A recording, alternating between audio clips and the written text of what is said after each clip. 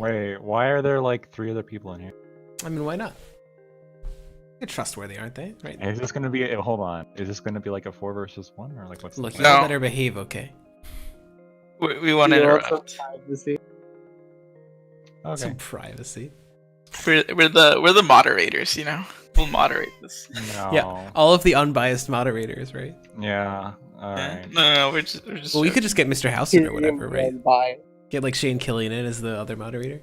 Oh yeah, you do that. You do that. I'll be okay with that. You do that. Like I'll just like say something, and he'll just be like, Wait. liar. Wait, I should Is play this out. Lactoid the like Shane Killian sim? No, they are not! They have the research to back them up! You're the one lying! Oh my god, what a man. What an absolute unit.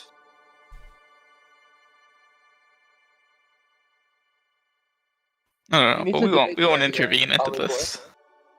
What's that, Kira? You need to debate Burning Axe sometime. Oh my God, Yes. he's so dumb. I unironically like would love to have Burning Axe as a debate partner. And my biggest meme folder ever was because of Burning Axe. I've Oop. never worked so hard on making memes before.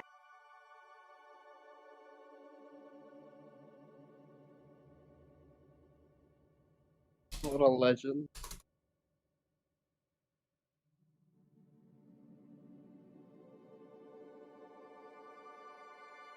Oh, holy shit, I forgot about your hair, comic book.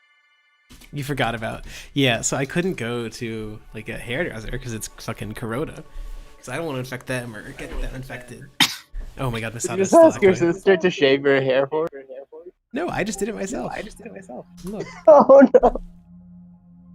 Misato, you're really echoing, sorry.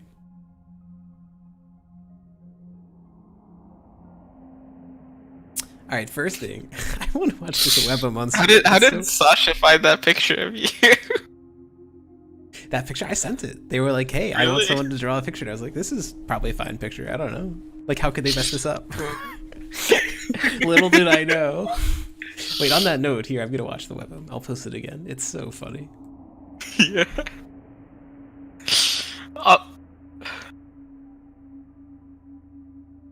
Hello, stream. Today we're watching a webm by Hapabot, who drew my face. This is her reaction to seeing my face. Yeah. This is you?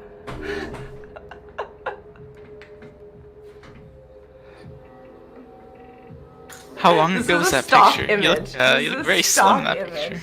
This is a Huh? stock I weigh the image. same to Ben as I did now. No way. Yeah. That's a lie. No, you look way Yeah, slimmer in that I picture. mean, the funny thing about Commie Boy is that, like, whenever he's, like, BRB going to go get dinner, like, you can hear him, like, toss down his headset, but then you can hear, like, the rumbling as, like, he begins to just stomp towards, She, like, you know, gets the down dinner under room. the table and has to get back up. It's so funny. Oh my god. It's After, yeah, that's me. I'm not fat, I'm just seizing capital. Your face is more potato now. Keep potato face. I think it's just the angle. I think that, like, I don't know. You know, let me look at it. I think it's just the angle. Doesn't really matter. Doesn't fucking matter. Ugh. Alright, hey Lactoid. Hey, what's up? Why don't you introduce what the debate topic is? And you said you had a long intro, which apparently I'm not allowed to interrupt. So, Yeah, thanks. okay. So as I understand, this is going to be a debate about which healthcare system is better, or I guess more, preferable in the United States, a market-based healthcare system or a single-payer healthcare system. Broadly, sure. Okay.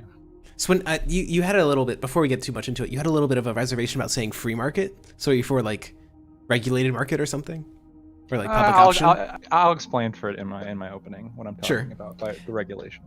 So What? do you have an opening prepared, or? No, the only clarification I wanted to give is that I'm in favor of single, provider, single operator, one of those. Basically, the idea is that like a system like Canada is the government pays all of the hospitals, but the hospitals themselves are mostly privately owned. But a system like the NHS or the USSR, the government both owns the hospitals and pays the hospitals. Okay, so just for the clarification of this debate, you are advocating for a USSR-style healthcare.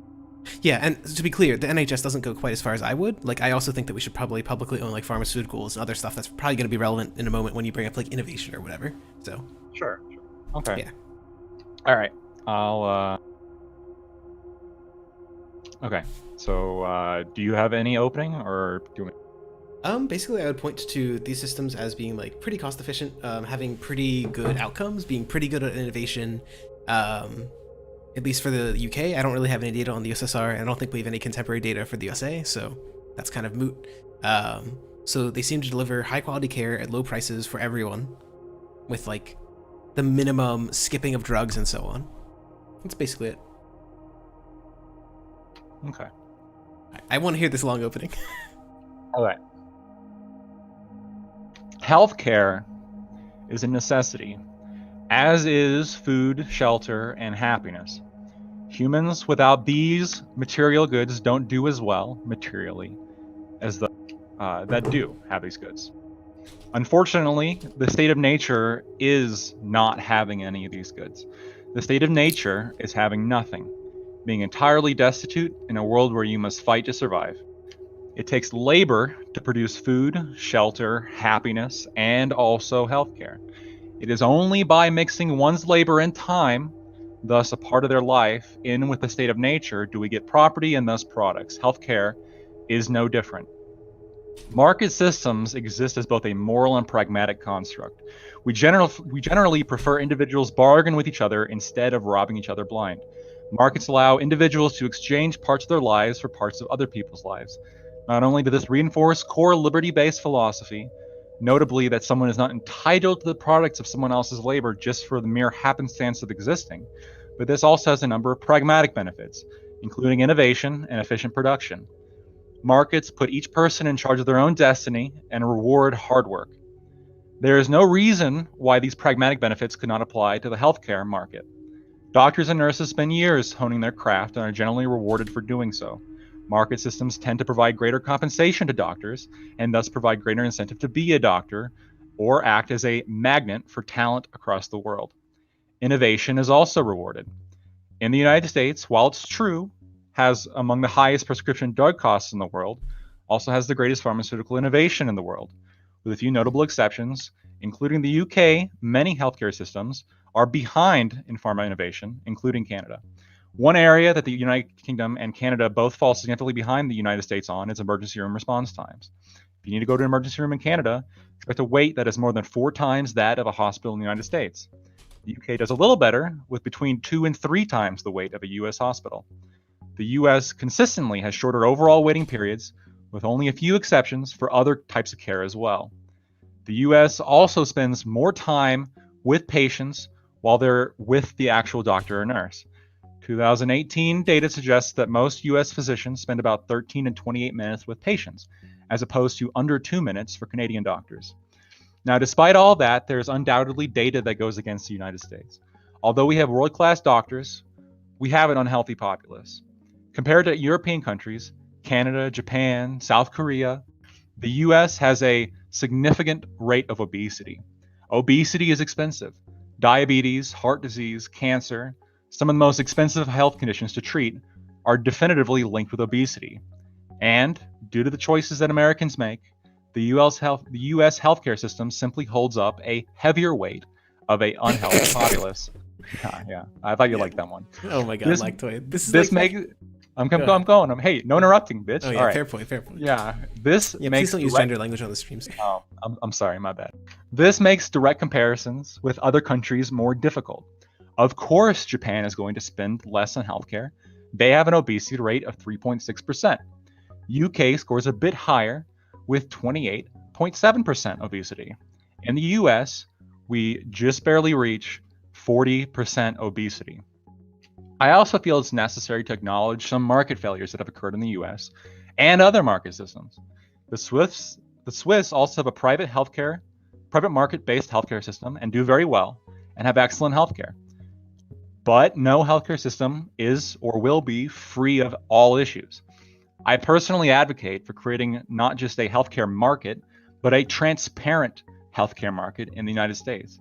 In the United States, if you walk into a healthcare facility and ask for the cost of treatment, they will not tell you. Why would they be hiding this information from you? This would be like if you walked into a convenience store and noticed that there was only one kind of candy bar for sale. You asked the person behind the counter what the cost of the candy bar was, and they refused to tell you. Can we honestly expect normal market effects, such as competition, to apply in this situation? What incentive would candy bar manufacturers have to create an efficient product? The truth is, they don't tell you because they themselves don't even know.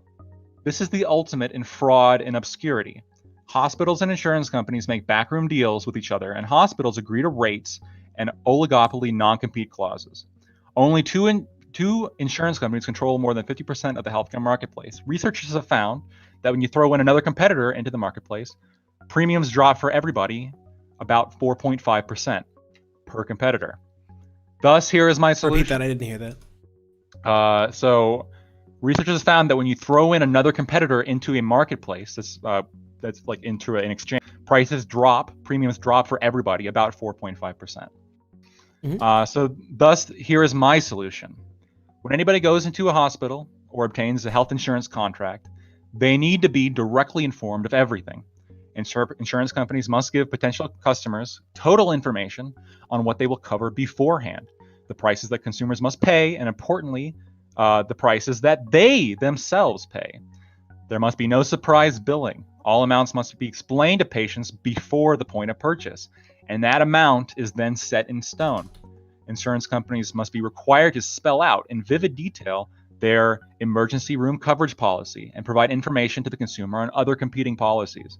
All this must be explained to the consumer in a language that they themselves can understand.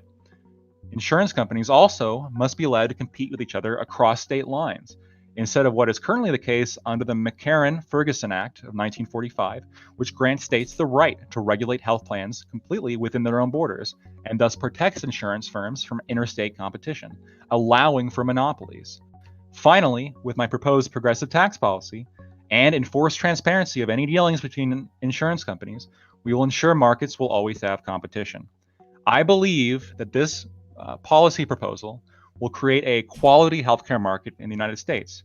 We would respect liberty, choice. We would continue to have some of the world's best medical institutions.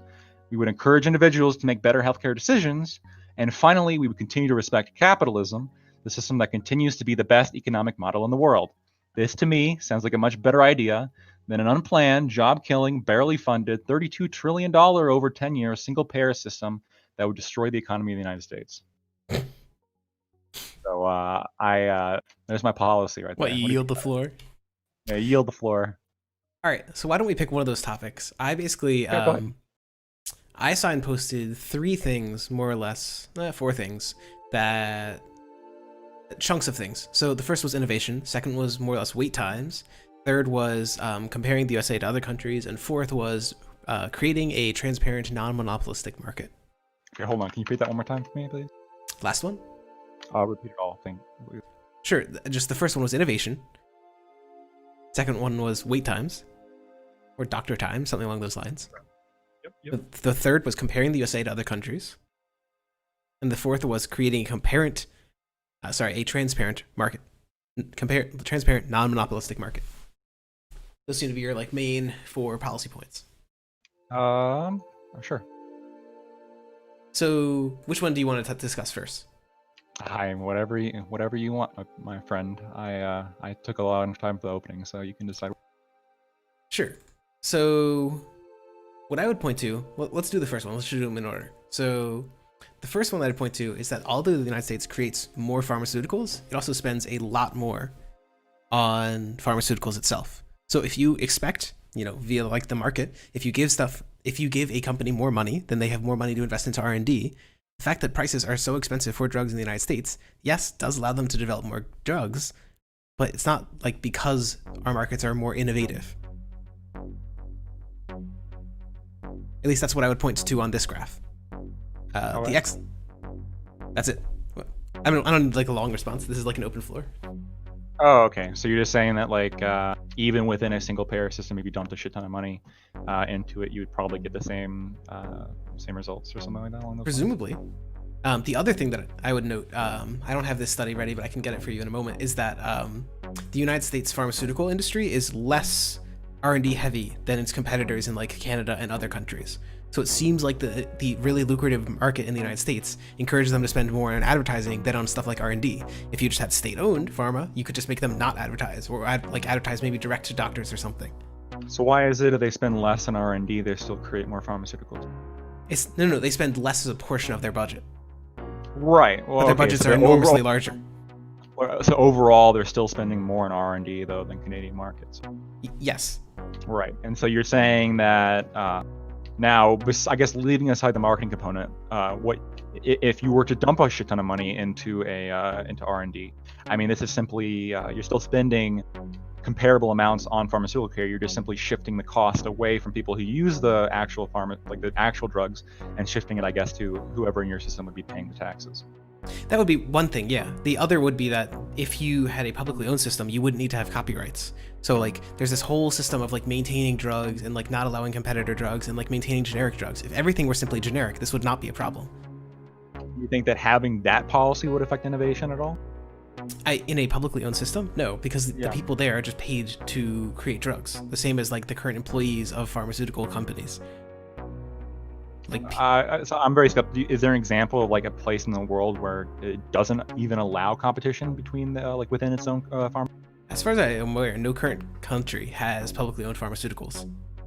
Yeah, see, I'd be incredibly skeptical of that, right? Because the idea is, well, if we just simply abolish the market here, we can simply, I mean, this is a logic that's been going on for a long time, or at least in the Soviet Union, from what I know. It's existed for a long time. The idea is, well, let's just abolish the markets, because why waste time creating duplicate products? But the reality is that you simply don't get the same level of market efficiency or just like drive to innovate and create new products, because again, that market incentive isn't there. Sure. So what I would point to is that this is what I said before, and when I was discussing before about Shane Killian, right? I pointed to this research that public sector pharmaceuticals, basically stuff that comes out of U.S. Government labs and like universities, which is mostly publicly funded, are much more likely to get primary review. And primary review basically means that the drug is considered essential or a significant improvement to treatment of a patient. Yeah, I looked into this before this debate because I wanted to. You mentioned it. That specific information is saying that about a quarter of new drugs are benefited by public funding. That doesn't mean they come from government-owned laboratories. That doesn't mean, and it also this is also a system that's existing within a market structure again. It does exist within a market structure, but the market forces on a public university, and particularly people that are partially paid by the government, by your own logic, is much, much less than it is for private companies. So it seems at odds with the statement that more market competition leads to more innovation, that it would be the reverse finding, that more state funding, less competition in this case, leads to more like effective drugs. So I recognize that the government could definitely and does create entities that can compete on a market structure. Or what they often do is, based on that study, they will invest in particular drugs that companies have thought of and are already creating, and then they'll dump a bunch of money into it because they see the application and they want to, I guess, drive that production. That isn't the same as like there's no market structure and now we just have like the Institute of Science create all the drugs. I believe that in this study specifically, the PSRI, Public Sector Research Institutions, doesn't include like a company that the government's interested in, but I could be wrong. Okay. I'm not. At least from what I read, it seemed like it was just measuring like all investment into different labs. And obviously, by the way, that if the government is going to make the decision in the first place to invest into a product or into a company, or the idea is good enough, or the background research is already there for it to have expedited FDA approval, right? Well, possibly, but you would think that the same logic would also apply to private companies, right? That they would dump money into this drug if it's so effective, if it's so useful, right? Well, they probably do, right? But the thing is, the government's But only it going doesn't to show dump up in money. these rates.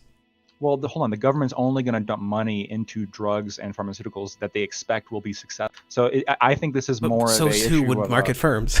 Why would market Right. firms dump money into like an unsuccessful drug or a drug they predict to be no, unsuccessful?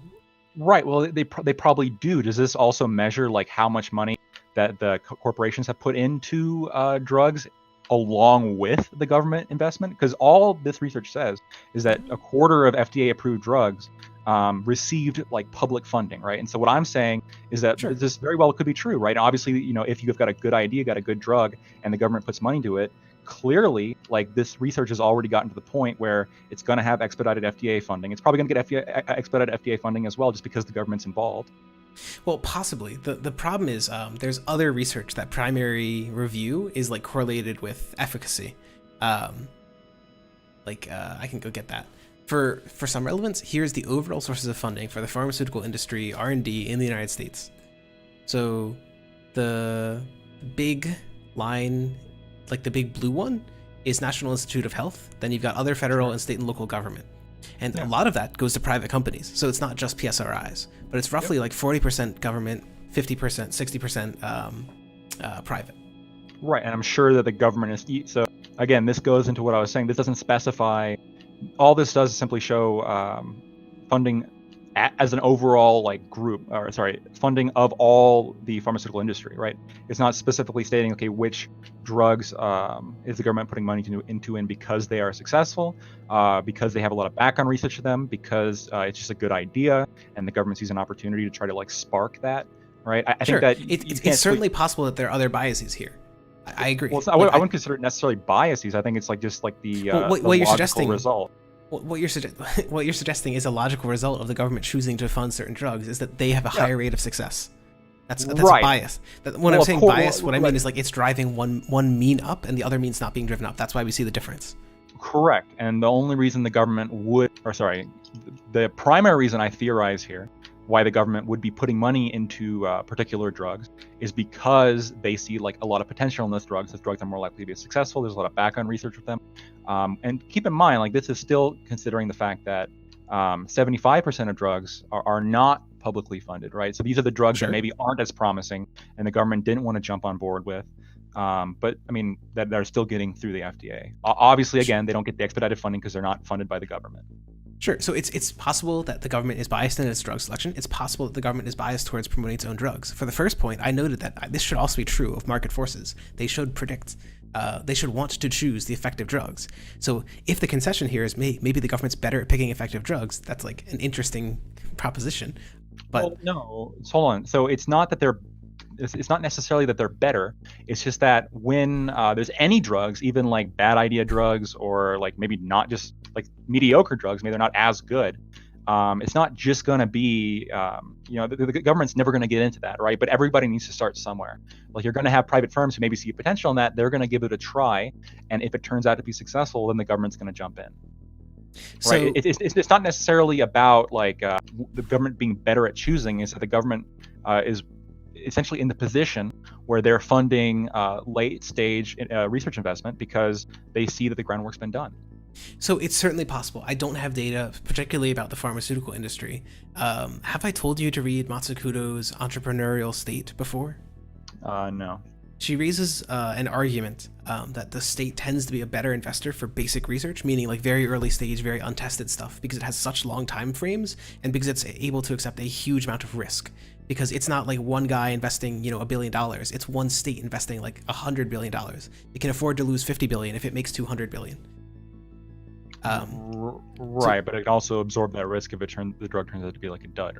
Sure, but so the basic question is like, is the state a better investor in basic technology? And I don't think this data is sufficient to demonstrate that. But I also would note that like there's no data here that private firms seem to be the way forward on this one. Well, I guess I agree that it's hard to find hard to find decisive data Sure. both ways, right? But I mean, again, this is the data that you brought forward. I think that we exist currently in a market system, and this occurs. I'm never going to deny that the public is not invested or the public is not involved. The government is not involved when it comes to pharmaceutical research and pharmaceutical investment. But again, I don't think that anything that's been demonstrated here shows that they are more efficient, at least yet. I think it's simply a case of you have an entity with huge pockets. You could treat them almost as like any other venture capital firm. A venture capital firm is really only going to want to invest in a company, or maybe not a venture capital firm, but like established investing banks are only ever going to want to invest in a company if they can show that they're not like a crappy startup. If they can show like they actually have a solid business plan, if they actually have like a solid product, if they're actually making progress. And But the this government is like entirely at odds with what you said about the government, right? You were suggesting the government only steps in for the proven drugs, but now you seem to be suggesting that venture capitalists would only step in for the proven drugs. So like, which is it? no, hold on. I'm saying no, hold on. You misunderstood me. I'm Sure. saying that the government here is acting as if in the same way investment banks do, right? So maybe I could be wrong on this, but I just based on what I know about investment banks, like I'd be very not surprised to see a similar trend with the behavior of investment banks investing in companies, only investing in companies that are well established. There are other forms of initial startup funding for companies to try to get their products off the ground, in this case pharmaceutical product, and obviously the government's not going to be involved in that stage, right? So you have a whole shit ton of like drugs that are running the gamut, and then only like the winners, because the winners are good drugs and run by good companies, those are the ones that are going to receive government funding, right? And government grants and this kind of stuff. So I don't know that we can like decisively prove anything about this. I think that we're just arguing from first principles. So I would basically argue, if there's no strong evidence for one position or the other, then I might appeal to like a larger point, which is that okay, so do you agree with the statement that that innovation tends to occur in small businesses? It's like disproportionately occurs. I'm not 100% sure on that. I haven't seen the data. Intuition would make me assume so, but I'm not. I can provide some data on that. Sure. Innovations, excuse me. Numerically more innovations occur in large firms, but innovations like per dollar and per capita occur more often in like small firms. Sure. I'm pretty sure that that would make sense given some of the data that I put forward, just simply having more competitors in a market. I mean, it might be the case that simply having more competitors in a market obviously is going to increase innovation, and the more small businesses you have, the more just numerically competitors you probably have. Possibly. But as I recall, let me get let's see. Yeah, no, it might correlate with like more competitors, but the problem is that more competitors also correlates with smaller firms. So I don't. Yeah, of course. So basically, what we're suggesting here is that it might be collinear. So it might not be possible to extricate the two. Sure. Yeah, I would probably agree with that. And in fact, this would make sense given the fact when you have like one giant entity, whether it be a monopoly, or a government structure that's doing all the research itself or doing all the work itself, you tend to not get a lot of competition, not a lot of innovation. Sure. So that's basically an open question on this one. But one of the things that I would point to is that basically I would argue, let's say it's true that small companies, just by their very structure, are more likely to innovate. Are you willing to accept that for a moment? Sure, yeah, go ahead. Sure. So if it is true, then it seems like the market actually would disincentivize that, because the market has trended towards monopolistic power over the last like 40, 50 years. So there's like these enormous pharmaceutical industries. In basically every industry, it's dominated by monopolies in virtually every country around the world. I mean, I would say a lot longer than 30, 40 years. I mean, if you ever read about the fucking railroads and shit.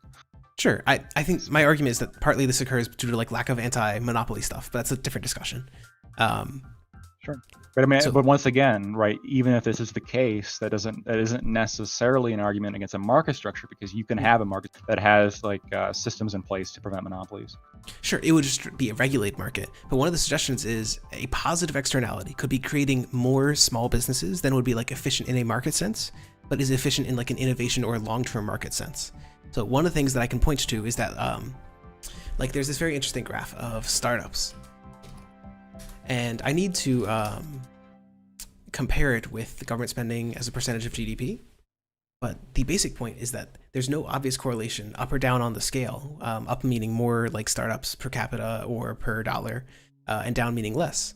There's no correlation, as far as I can tell, with like government spending and less startups. It doesn't seem like the government crowds out innovation, as it were. It's entirely possible that the opposite occurs, that like state funding of healthcare and so on reduces business costs and lowers like barriers to entry and gets more people into the business. Hold on, getting people in the business of what? Because if Like it's any a industry.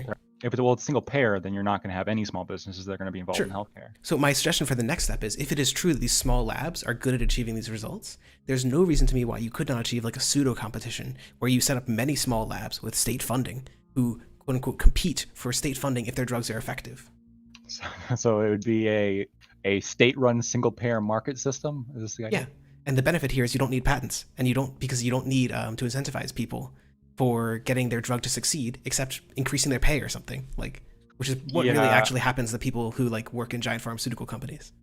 I don't know. I mean, this I haven't seen. Obviously, this data doesn't exist because I don't know of any place Sure. that does this. I don't think you have any data on a place that's Nope. done this. This is interesting, theoretical.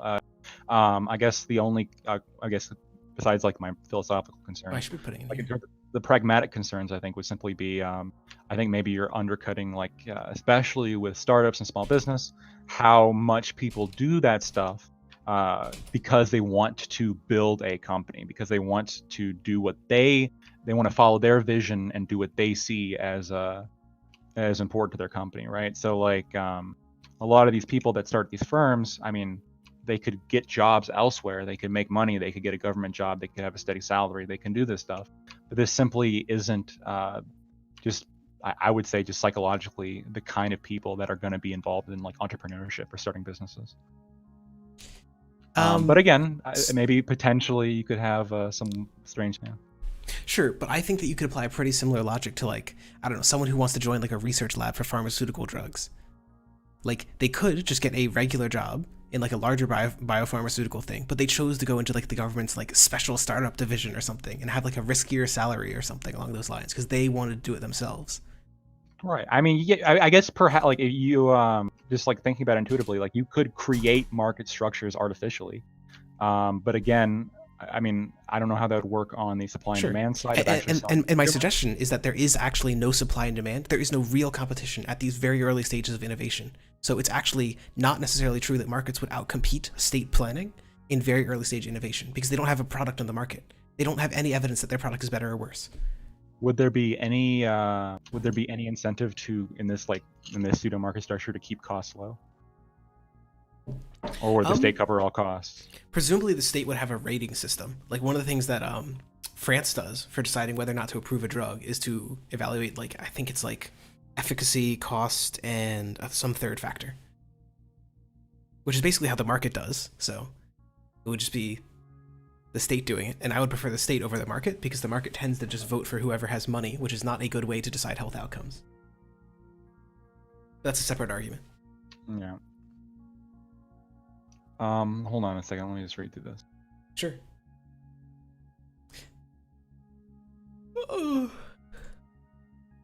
Change the stream title? What's the title?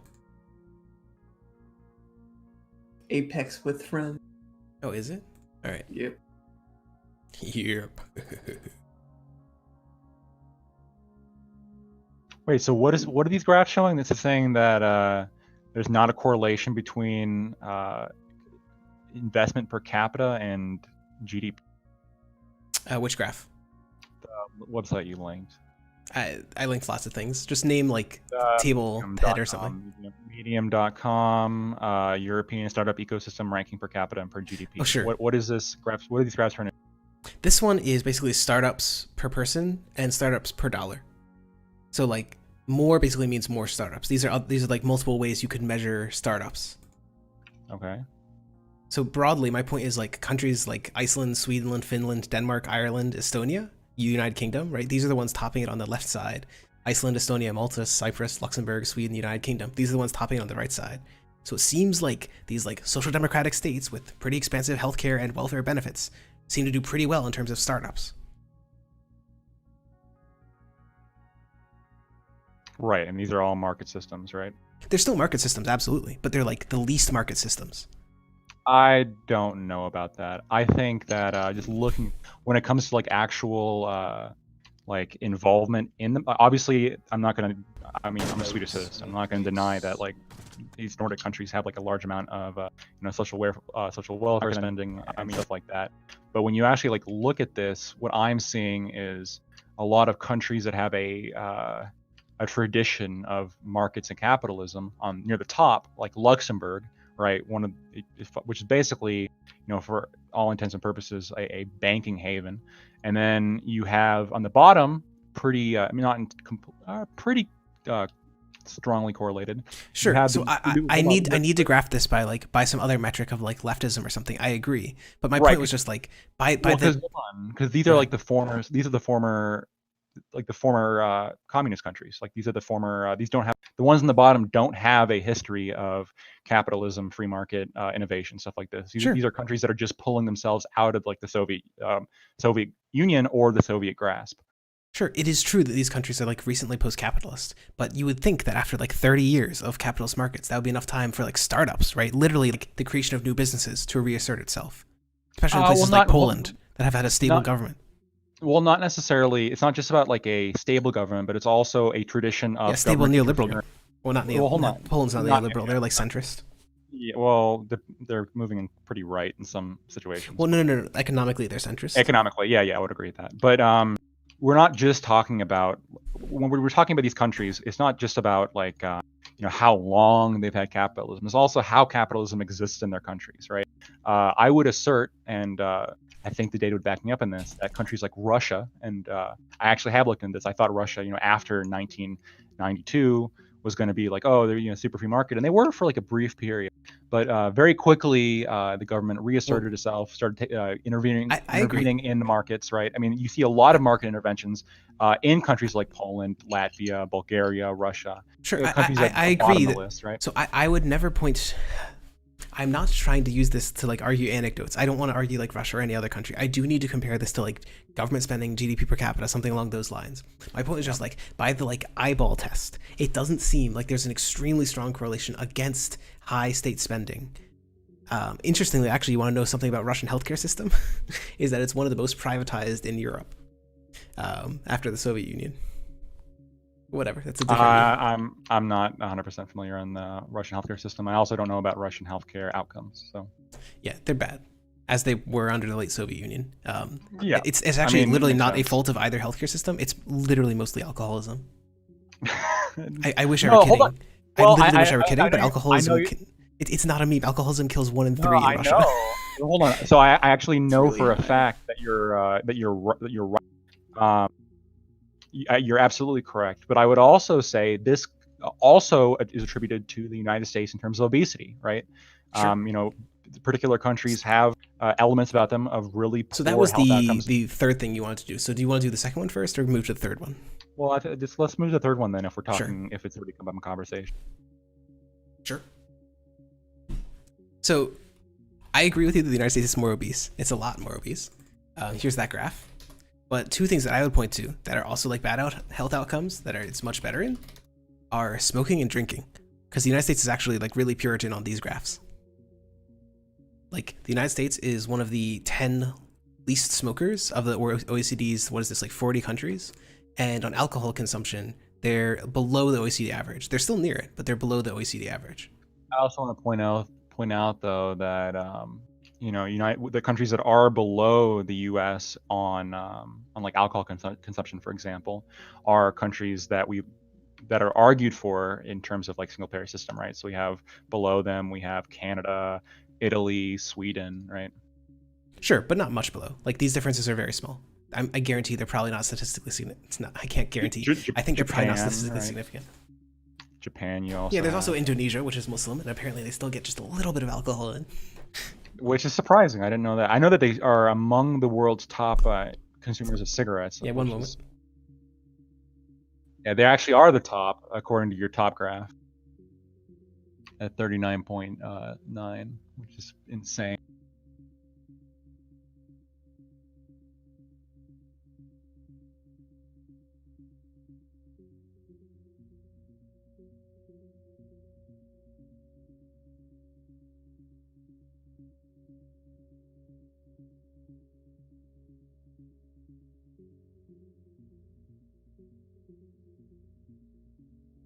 Also, quick question. Can you hear me? Quick question. So, some of the data on this graph, I saw. So it puts United States at 11.4%. I've looked it up. I'm pretty sure it's close to 14. For smoking. I'm pretty sure the most recent data. I mean, this one's 2015, so it could be that it's radically changed, but. Well, hold on. No, hold on. Moreover, 14 and 12 are really not that different on this graph. Like the graph goes from 7.2 to 27. So 2 points is like, it's there, but it's small. So according to CDC in 2017, it was 14% of U.S. adults, which, I mean, according to the graph, well, hold on a second. That pulls it up to be, I mean, it doesn't move it up too much, but it moves it above Norway, Australia, Costa Rica, and just on par with Canada. I agree that like there are definitely things other than just the healthcare system which cause high U.S. Mortality. One of the biggest things that people don't talk about that really reduces U.S. lifespan is homicide, because homicide is something like 6 times higher than in other countries. And cars, right? Because Americans are more likely to drive more, and they're more likely to drive bigger cars, which have higher fatality. And they also have worse safety. Like I think there's studies that even accounting for all that, Americans still die more because of the quality of the roads and the quality of the cars. But that's like a different discussion. Well, and then also there's this like car culture, right? There is a significant, so not completely unique, but fairly unique to America. This idea of it's kind of fading in now, but for a long time especially, of you were dependent on your car for status, right? Your car is a really important part of you to like, show off to the world, to have, in high school, stuff like this, right? I'm also pretty sure, a big part of that also as well is in the United States, we allow people to drive at 16. I know, at least in Sweden, I'm not sure about other countries, but I know in a lot of other countries, it's 18. Sure. You have to wait 2 years, which is a big deal. So I agree that you shouldn't just look at like raw life expectancy and compare it to like raw other country life expectancy. Yeah. The basic point that I would point to is that like here is a graph for a variety of health causes. Here's the article. Here's the graph. And this is only among people over 50 years old. Which would take away all the data on suicides, car accidents, stuff like that, right? For most of them. Sure. So a lot of these are driven by obesity, right? Yeah. But on the other hand, people also have, this is also from the same graph, they have higher rates of mortality for a variety of causes, or at least middling mortality from a variety of causes. So like cancer, the United States is decidedly middle of the pack. Diabetes, the United States is like above, like it's not clear that the United States healthcare, even accounting for all of these things, which as far as I'm aware, no study is actually done. It's not clear that the United States would be like better or worse than these other countries. And that's assuming that these other things have nothing to do with healthcare, which they partially do. On the cancer thing, I know that cancer kills a lot of people, right? Second leading cause of death. I know that at least with specifically with cancer, the United States is better than all of those single-payer systems when it comes to cancer survival rates, right? One of the problems with cancer survival is that it's only among, as I recall, people who get treatment. But I might be wrong about the statistics, but I'm pretty sure it's biased against towards the United States because some people don't get treatment. I might be wrong. It's been a while since I looked at it, but. Yeah, I'm not sure about that. I would have to if I would change my opinion on that, I'd have to see that because that seems not along the lines of like how that data is collected. I'm pretty sure when they're measuring survival rates, they're measuring it from diagnosis, and 5 years later they check in to see are they still alive, and if they are, then they're marked as a 5-year survivor, and then 10 years, stuff like that. And so obviously it entirely depends on the cancer you have because survival rates vary dramatically between which cancer you have, but the United States does lead the world in cancer survival rates, which I think is interesting then if we're in the middle of the pack, because I mean, you would assume that we'd have higher incidences of cancer just given our obesity rate. Maybe. The problem is we also have much lower smoking, and smoking is immensely predictive of cancer. Even if it's like 14, it's still half of the OECD average. Right, well, hold on, but that's also including countries Not like half, 2/3. Right, that's also including countries like Indonesia. And if you look at Indonesia's smoking rate, it's insane, right? Is China also? Yeah, China's also on this graph, right? I mean, you have countries like China, Sure. Indonesia, So like France, Turkey. France is at like, what's that? Like God, why don't these labels line up? All right, 22%. Yeah, that really Germany bothers is me. at 20%. Switzerland is at like 20.4%. Lithuania 20.4%. All Yeah, of so these it's are about- like it's about a more or less 6% twice that of the U.S. Well, it's about a 6% difference. I wouldn't say it's twice, right? For Sure. a lot of these countries. Great, they're 3 halves. Okay, are you happy? Like, Well, another thing is, hold on, it's 14%. I mean, yeah, 14 to 6% 20, divided by that's like 14% is roughly equivalent to 1/3. So 3 halves is the ratio. Regardless. No, it's not. Hold on, that's bad math. Yes. 1 divided by. Oh my god, I'm gonna go insane. I mean, lawyers are really bad at math, so like I could be fucking up, but I'm Yeah. pretty sure. Regardless, it is. There is. I would agree that smoking causes cancer. I think this is absolutely determined by based on the data we have. It's not the only thing that causes cancer, but it is a cause, sure. Sure. So that's socket.io snippet. Oh my god, get mad, Kira. Also, keep in mind the number one cause of death in the United States is not cancer; it's heart disease. Sure. So let's. Which, by the way, kills far more people than cancer. And if you actually compare the rates of death, like compare them on a graph, I'm pretty sure heart disease just blows out like the next several leading causes of death out of the water. Sure. So what I would point to is that like on the obesity ratings, the United States is definitely more obese than other countries, but comparable countries that are close to it in terms of like obesity are, for example, the United Kingdom, which is about 5% less obese and 5% less overweight. Well, right, So it's about as overweight and it's 5% less obese. Yeah, I guess maybe we just have disagreeing the data because I have it at 15% less obese, which is like much more. I don't know, 26, 38, so that's 12%. Well, no, Yeah, so I guess I was 20 reading that as 5%. Why? Well, Oh, this so is like 10%. 20 Well, and also the rates have gone. I guess I don't know when this data is from. This is from 2010. The rates have only been going up in the United States, so we're at 40% now. Sure, but they've also been going up in the other countries. Regardless, Not nearly to the same extent. The United States I is don't- fairly unique. Look, this data is from 2015. I'm sure it's fine. Regardless, the point is, let's do it like this. I agree that you can't just easily compare one-to-one one country to another. That's why you would want to look at like statistical trends. Yeah.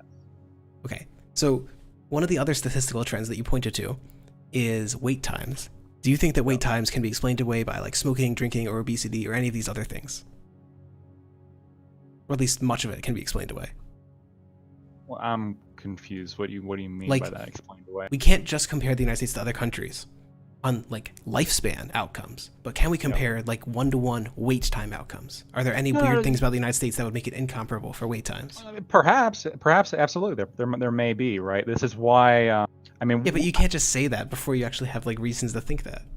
Well, no. What I'm saying is that while while one of my main points here was that you can't do a one-on-one comparison in a country, I would apply that to not only the health outcomes, but I'd also apply that to the wait times. However, I would think it'd be worth it to bring up both, right? I think it's important to have a conversation on the fact that the U.S. has lower health outcomes. I also think it's important to bring up the fact that the U.S. has very good emergency room response time, and that the doctors are willing and able to spend more time with their patients. Right? I think this is important. So I can get you on both ones of these. So the first is that for wait time data, I don't know about like emergencies in particular, but for overall wait times, the U.S. is an underperformer. Here's like a 2005 survey from the Commonwealth Fund. People's self-reported wait times were basically the United States was 5 out of 6 slowest. Right. I've seen this, so I've actually seen the data on this. So what's Yeah. probably So here's 2016, so it's not like it hasn't gotten any better. Well, when it says waiting times, well, actually there has a significant decline in a few countries over the past few years. However, just even rolling out this data, it really depends on which particular wait time you're referring to. So the data that I have, and I actually I have it here. So I'm specifically referring to the wait times as it regards to. There's 2 links here, and then I also have a paragraph copy and paste. So even in the thing that I posted in the if you look through it, so there is a significant higher wait time for a one particular kind, which is a first time appointment, right? So if you're not going to the emergency room, if you don't really need to see a specialist, but you just like need to see a physician for whatever reason, for that particular kind, it does seem to be significantly faster in other countries. However, when you're actually looking at emergency room response time, when people need care, the United States is significantly faster than other countries. It's faster than Canada, it's faster than the UK, and in fact, when it comes to specialists, again, which would include cancer, which would include like cardiac specialists, which would include premiums for any kind of like specific disease that you have, specialists are over 6 times faster than Canada, right? But the issue here is that, so for these particular kinds of medical care where people really need them, which is including emergency rooms and specialist care, you have much faster response time. But that for other kinds that are not as necessary, where people don't need them as much, you do see a longer wait time. And I think that while obviously it'd be perfect if everyone could be seen instantly, I actually think this shows a efficiency of the market where it's prioritizing people who need care immediately, and it's moving people who maybe don't need as much care to the back of the line, so to speak, right? Okay, so I don't entirely see the emergency room data. Is it like Statistica? But it's fine. We can do these one at a time. Sure. So I have, again, another Commonwealth survey. This one's older. It's from 2006, 2005. But it finds for, if you look at, it's 1, 2, 3, 4, 5, 6, the 6th item, waiting time for emergency care was greater than 2 hours. The portions in the US, the UK, the Netherlands, Canada, Australia, they all seem like pretty similar. Canada's a little higher. Yep. Germany's a little lower, but they're all roughly around 30%. So I would note that Canada, in all of these studies, is the absolute worst for wait times. So comparing Canada to the United States is another example of comparing one country to another rather than averages. Well, I'm also comparing the UK though. So maybe in 2006 it was different. I know that the NHS has been, in particularly within the past 5 years, has gotten a lot of criticism for how it's been being handled. And despite the fact, I would definitely agree, it's obviously very popular in Britain. But at least right now, at least from the most recent data, the wait time in the UK is over twice that of the US for emergency room care. And it's, I think it's even it's closer to 3, but it wasn't exactly 3 times, so I said between 2 and 3, but it is closer to 3 times the wait than the United States. It could be this is true. I don't see this in the data here, but it could be. Yeah, well, so for example, right, in the Statista, you see the average waiting in Sure, that's for the UK. emergency. Right, it's for the UK, and then below it on Mobius, how much time, or sorry, what did okay, I definitely had that link then. Hold on a second, I must have not posted it. It's all good. Yeah, so this is, well, no, it is the Mobius blog, I think. No, it's, I don't know, I was doing some research before here. I definitely got that. So it's the average, that's 2014, which I guess was a longer time ago. I don't know of any recent change in the US wait times. Well, hold on, let me see if I can find more recent data. 2014 is a little while ago.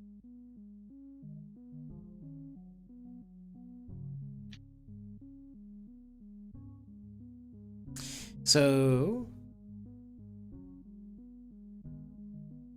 here is data from I believe it's from the Commonwealth survey. This is about specialists. The United States does do pretty well in this one. Yep.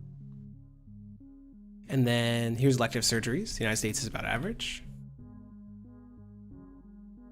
Well, hold on. It's better than average there, significantly.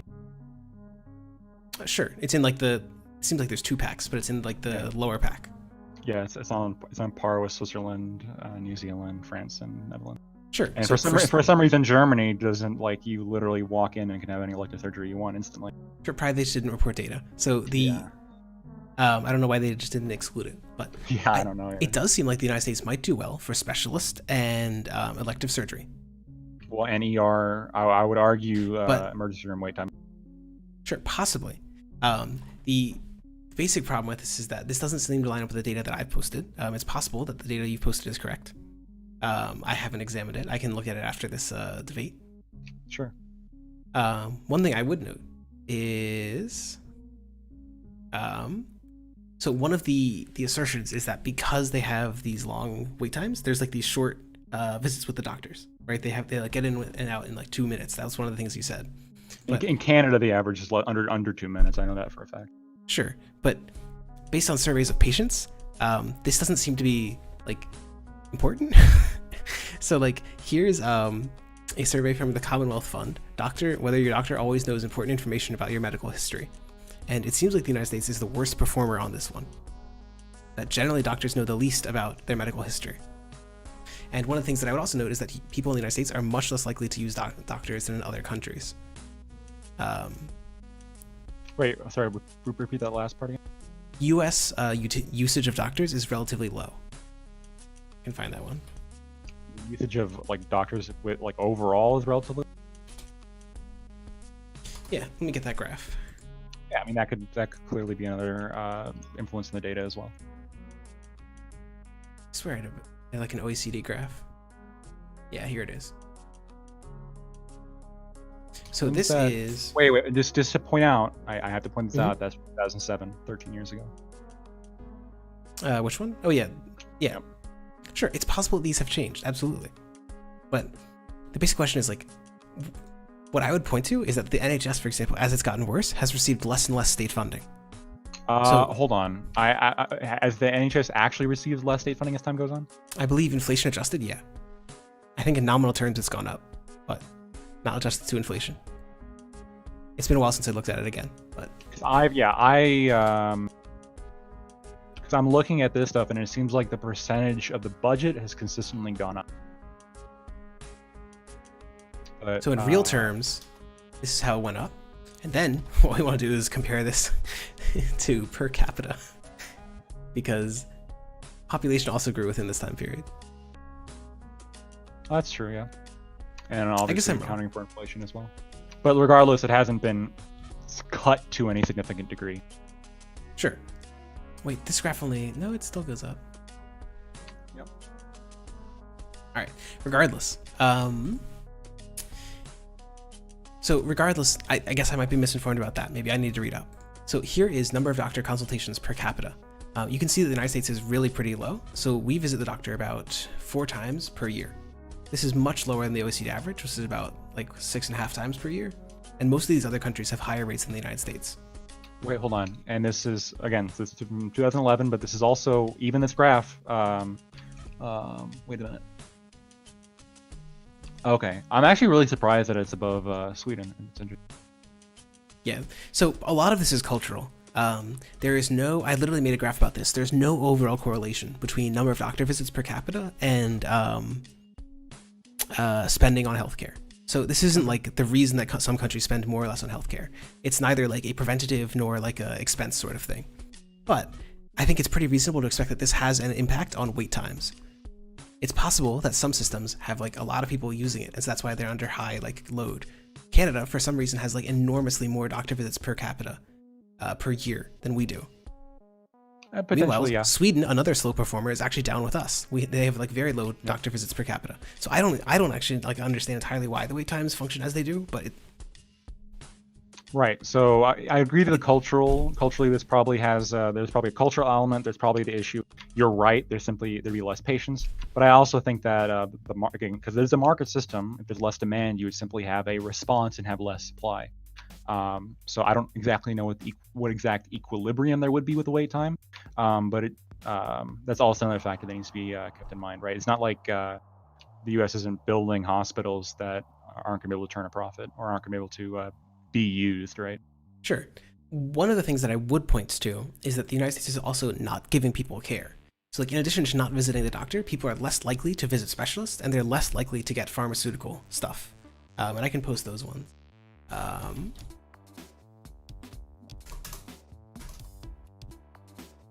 Yeah, so like in the United States, according to the OECD, 1 in 5, about 18% of prescribed medicines are skipped due to cost. The best country is the United Kingdom, 2.3% skipped. And so this clearly because it's free, right? So there would be no yeah, there's like very small copays for some drugs, basically free. Yeah, that makes sense. Yeah. In general, a lot of people in the United States skip healthcare.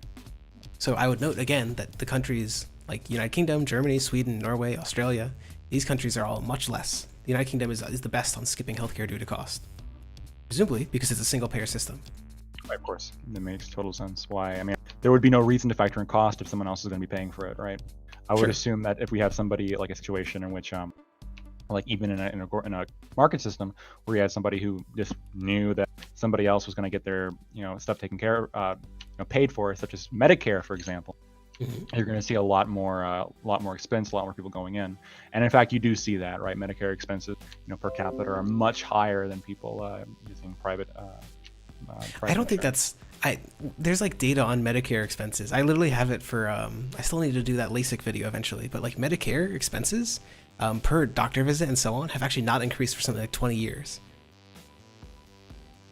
So this is a argument that the Heritage Foundation puts forward, and you can dislike them, and and also, to be fair, they do point out this data. It's from 2009, which is 11 years, which is a very decent chunk of time. But 500 and if you go specifically to the administrative costs, Medicare costs are lower as a percentage of the total, only because total claims costs tend to be much higher in Medicare than in private insurance. This is because Medicare's older and less healthy population filed the claims. I agree that this is true. So if you want to shift to talking about like administrative costs, we certainly can. There's still an argument that there's a much stronger data source that the United States administrative spending is higher. It's just to look at the average administrative spending in the United States compared to other countries, which I can give you if you want. Right. So that, I mean, we can talk about that, but I was specifically referring to the fact that Medicare spending, like as the people who are using Medicare are going to spend a whole lot more money, and I'm pretty sure that the same goes with Medicaid. It's because as well. The 50% of the population, the stat is that like 5% of the population, the sickest 5%, spend like 50% of the money on healthcare. Yep, absolutely. Sure. So I understand that drives down Medicare's administrative costs. But even comparing the United States to other countries, even if we only went from the US to like Germany, which is the next best country, we would save about 3% of our medical spending on administrative costs. If we went to the UK, which is 2%, we would save 6% of medical spending. And for reference, that's 6% of 16%. That's an enormous amount of money. So I think there's an issue with making these direct comparisons here. I agree. I think but that what do you think about administrative expenses? It can be higher in the United States than other countries.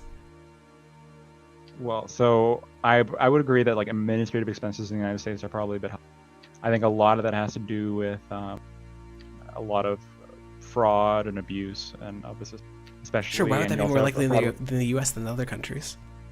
I think the U.S. is somewhat unique in their in just the strange like pseudo free market thing, not really a free market, but like a oligopolic market that I've been criticizing, right? I mean, I've been in my opening, like I explained, like we need a transparent market here.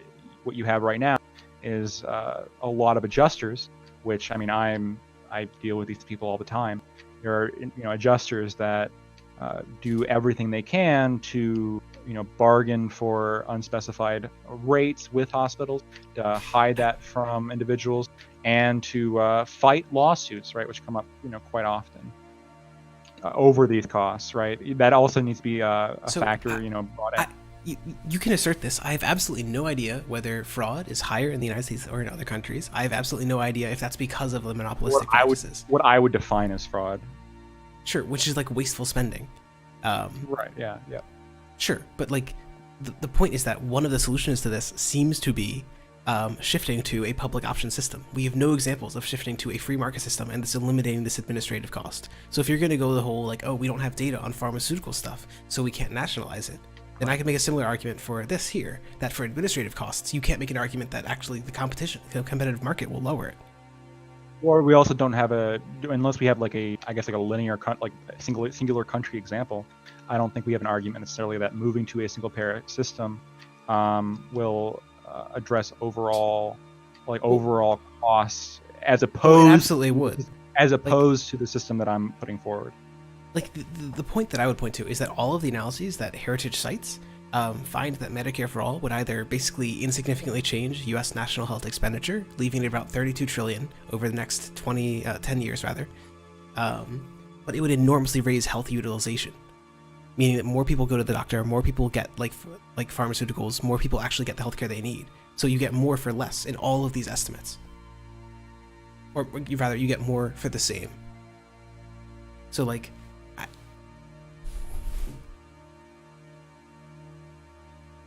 So you're saying that they are saying it's better, but then they're arguing again.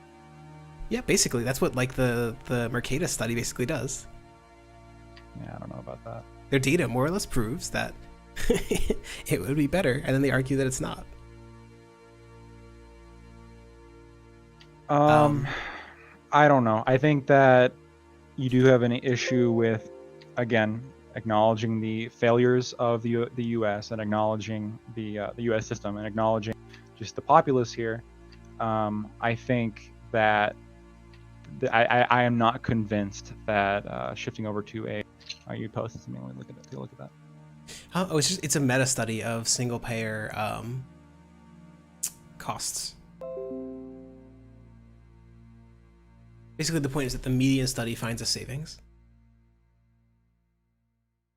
Do you agree that if there was like an actual competitive market, there'd be also an incentive there to perhaps take a look at administration? Possibly. The problem is that the problem is that Medicare. Sorry, go ahead. The only reason I point that out is because it seems like in other markets where you actually have a you have a lot less waste. You have a lot less, administrative positions, a lot less administrative, red tape and bureaucracy that comes with. Possibly. So the problem is that medicine, much like social media, is a classic example of a network effect or a increasing economy of scale. What is it called? Like sector, more or less. Like the more people you have in your healthcare plan, it costs you very little to add one additional person, but it almost always is a huge benefit to your company to add an additional person. Like the administrative overhead you need for like 2 insurance companies is much larger than one combined insurance company at almost any scale. Because you're just like filing paperwork, and now that it's electronic, it's literally just filing electronic paperwork, automated stuff. Hold on. Why would that be? Why would it be more than for if you had 2 firms that also had like the same? Because the 2 firms both need to have an IT. They both need to have someone who can like scan paperwork. They both need to have some like a billing department. Wait, hold on. But if you have one entity they're gonna have to have multiple offices that all do the same, that all do that. I don't like if you have 2 firms. How are you? Like you're saying that you clearly don't need as many. Like once you've got the database system. You need like more people maybe to maintain it as it like comes under more and more load. You need more and more servers, but this increases like less than quickly than the number of people that you're adding. This is like a classic example of a increasing economy of scale. And you would say like a single entity is just like better than a market system. Just would you make that claim generally, or would you say just for some reason like just as regards to this? I would argue, I've recently moved slightly away from state planning. I think that in most sectors of the economy, it's probably useful to have a highly regulated market. So I moved from 90% state, 10% market to 80% state, 20% market. So I think that most parts of the economy do benefit from competition. There does seem to be a benefit from competition as it relates to innovation. But the problem is most parts of the market also have huge externalities that are not accounted for by the market. Most parts of the market would do much better with state funding of innovation and like startups and so on. What do you think about my proposal solving a lot of the externalities and market failures, specifically as it regards to what I would deem to be not like directly legally fraudulent, but almost semi-fraudulent behavior in terms of hiding costs, not allowing for actual consumer decisions, and stuff like this. What's interesting is that the basic problem is that what you're asking for is a transparent system. And literally one of the things that they'll teach you if you take like an Econ 101 course is that you often need the state to enforce a transparent and easily understood system. Yeah, I agree with that. For simple goods like candy bars or something, people can understand it. But for stuff like healthcare, how can you compare hospital A to hospital B without a standardized entity that can collect that data, filter it, and you can trust it? You basically need either like a private arbitration court that you trust, which seems very unlikely because of course the hospitals have a huge incentive to bribe it, or something like the state. Yeah, you probably need the state. I completely acknowledge that. In fact, I should make that very clear. Like I think that this, along with every market, there should be a level of enforced transparency. And if organizations don't want to follow the transparency guidelines, and they don't want to make it clear to consumers what, like, informed consent of what they're actually going to buy, like, there should be ramifications for that. Sure. See, I'm glad that you and I agree. I simply want to enforce consent for literally everything that a company publishes or produces. Oh, you run your factory like this? Oh, this is your engineering plan? Good thing it's uploaded to the internet so everyone else can download it. So I think obviously it's a good meme, but we're talking about different things other than patents, and intellectual property, and actually explaining to the consumer what they're buying, which I think our current system does not do, which is a huge issue. I think it's one of the reasons why the United States has so many issues when it comes to healthcare. And I think that again, I do strongly believe that we can stick to core values. We can ensure that we don't have a system where, again, the 5% sickest take the rest of the country for a ride, and instead we have a system where you actually have like an efficient market, an actual transparent market, an actual system rather than what we have now.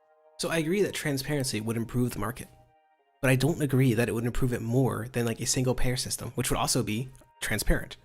Like, you can basically have there is non-market competition. If you have like something like you pay doctors according to how many patients visit them, and you allow patients to choose between doctors, then patients will tend to choose the better doctor, even in a single payer system. So if competition is this important to you, we can like establish the NHS with competitive doctors or something. I mean, you could do that system, sure. You could have a system where you simply, again, like an artificial market system where everything's ultimately controlled by the government. I don't think that you would have private health firms be nearly as successful. I don't think you'd have, because I mean, maybe on the specific doctor level, sure. But there's a lot more that goes into healthcare than just like the singular physician.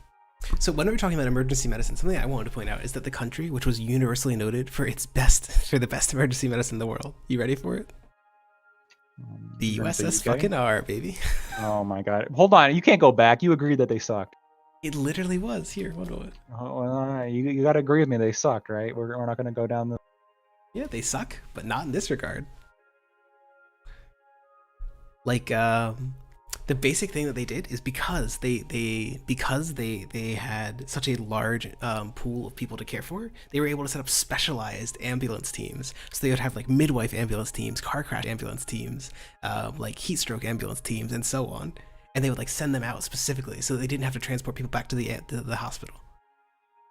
Was it efficient in terms of spending, or was it just like the best that they dumped the whole? I have no fucking idea. This article just like really, really fucking likes them, and it's the only review I can find of it. So okay, look. Fair enough. I will note that another thing about Soviet healthcare spending is it was extremely cheap. Well, hold on, cheap for who? Like, as a percentage of GDP. Okay. Like, it was part of the reason the Soviet healthcare system declined between like 1960 and 1990, and part of the reason for that is that they spent the same amount per GDP in 1960 as they did in 1990. Like, the rest of the world had like doubled their healthcare expenditure, and the USSR was just like placidly sitting back into the Khrushchev era at 3% of GDP. It actually declined. It looked like it declined. Yeah. In 1960, they spent 5.6 of the gross national product. By 1984, the figure declined to 4. At least according to the article that you sent me. Yeah. The actual number is somewhat irrelevant. The point was just that like it's a really small portion, and it stayed really small. And part of that's because they chose not to expand it. But even compared to the United States, it was like vastly more efficient in both time periods in terms of spending. If that's the only metric we're looking for, it seems like single operator is pretty good. And this is only as regards to emergency room. It's not talking about specialists at all. This article, I mean, the stats you were reading there is just about the overall. Because I'm saying nothing here about specific, like the actual quality of the healthcare system. I'm seeing the cost. I mean, it seems like they weren't spending a lot. Sure. And they continue to have like a lot of alcoholism and a lot of... Well, that's what I would point to, Lactoid. You know how you brought up how it's really hard to compare one country to another?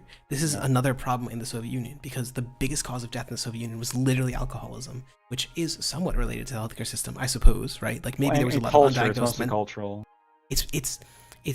There's a cultural portion, and I'm sure there's like an undiagnosed mental disorder, like, or mental like disability or like depression sort of stuff. But you would agree though that the people that are always making the country comparisons, like is going to be your fucking Bernie Sanders, right? Your people that go up there and say, we are the only industrialized country in the world That's that don't have because this. we're they are like the most always libertarian. So of course they're going to compare to all the other countries and be like, look, we're shit. Like right, but they're right, but they are like the people who are making the country comparison, like are the lefties, right? And so if I respond with some country comparisons, that I guess I am like making country comparisons, I suppose, but that doesn't detract from the overall criticism of always just using country comparisons. Sure. So I guess my point is like it is really hard to compare health systems because they're really complicated and they have lots of inputs. But what I would point to is that like the research here seems to indicate that like the US is a pretty poor system, that in like most of the metrics that we looked at, it underperforms. There's little to no evidence to believe that it's like more innovative. There's little to no evidence to believe that it's better on wait times, except maybe for specialists. And emergency rooms. Sure. And possibly emergency rooms. It's not actually clear that's true. I posted data. Like I'm gonna argue very strongly for this. It's emergency rooms and specialists. I do think they're better in innovation. I do think that there are benefits. We have some of the leading institutions in the world here, right? Sure, but that's like, so one of the other problems is you're pointing to a country which has like an income per capita, like something like 25% higher than all of these other countries we're comparing to. Well, there's a reason for that, right? It's because we allow for the market structure to work. It's why we're doing so much better. Actually, interestingly, one of the arguments that Masukudo raises is that the US better enabled innovation than did European countries. But that's a different discussion. Hold on, did we better enabled innovation? Yeah, because the state was more involved in innovation in the United States than it was in Europe. The state in Europe was like a big welfare state, and the state in the United States was a big military-industrial research complex state. Maybe. I mean, obviously, when you dump money into research, like it's gonna do something. Sometimes it doesn't. But I would say overall, it probably would do something, sure. But I mean, the question's always when we're living in the state of nature, the question's always about efficiency as well. The question's Sure, always about but- what kind of structure are we going to actually go for to have efficiency, and then also, of course, don't discount the fact that stealing is wrong. So something I would point to, Lactoid, just to appeal to you at like an emotional level, is Emotional there level. is two arguments here. One is about like efficiency of use. It is incredibly frustrating for people to go to the hospital and get billed for their surgeries when they have done little to deserve that. So Well, I would say people, regardless of whether or not they did something to deserve it, I don't know if that would actually change how frustrated they would be. So I think that sure, Because whether or not they actually deserve, like, it's really hard to like talk about health outcomes and like deserve. Because I mean, do people like really deserve it? I don't really know. But But I would also say that like most people, like questioning somebody whether or not they think they deserve something, I think that nobody thinks they deserve anything bad. Nobody let's be believes they honest. deserve something, but for things which like people, which is extremely clear or extremely unlikely that someone deserves something, like I don't know, complications with birth or something, or like you could point to like I don't know, you can probably ascribe a lot of like some degree of blame to a lot of things. So the example Corona pandemic or something. So the basic point that I would raise is that a lot of stuff about health, more than other areas in life, is not determined by an individual's merit. So I believe in meritocracy, and one of the reasons I like a single-payer healthcare systems is because it treats everyone equally, regardless of their merit. Basically because health isn't really tied to merit. There's some degree in which you control your health. There's some degree to which you like, make sure that you're fit and so on. But You just said it treats everybody equally regardless of their merit. How is that a meritocracy? because health is so unmeritocratic, it does not make sense to treat people as if their health were meritocratic, which is how we do it right now. We imply, oh, you can't pay for that elective surgery, you don't deserve it. You can't pay for that surgery, you don't deserve it. Without trying to sound too heartless, I would say a significant bulk of the U.S. healthcare spending, I would say a lot of it has to do with lifestyle, especially when you look at the top killers, including heart disease, which used to not be a thing, always was a thing, but we're talking about in terms of like actually being in the top 20 of causes of death, cancer. Sure, but stuff even like for this. those things, there's diabetes. Sure, but even for those, there's obviously some degree to which people can control it, right? Like with a really good diet, maybe they could control it. There's also actually lots of genetic factors and one of the biggest I'm pretty sure I read a study on this in my Evo Bio reading group, that something like 30% of the variance in obesity is explained by gut microbiota, which is mostly just stuff you inherit from your parents. So I've also heard like some stuff about like personal, again, whether or not it's like somebody, you know, decided to do it or not, it's not 100% relevant in like my conception of this, because again, I don't think that anybody owes labor to somebody else just for the fact of existing, right? However, I think that you know, when we're talking about obesity, right, like even with these genetic factors, it seems like this wasn't a problem back in the like even in the fucking 50s or 60s, right? This seems to be like what's I think I didn't hear a happening. word there. Could you repeat that? Okay, so well, you didn't hear a single word I said? No, I missed like one word and I didn't understand the sentence. Just repeat the sentence for my benefit. Okay. So I think that there are a lot of things here that you can attribute to like personal decisions, right?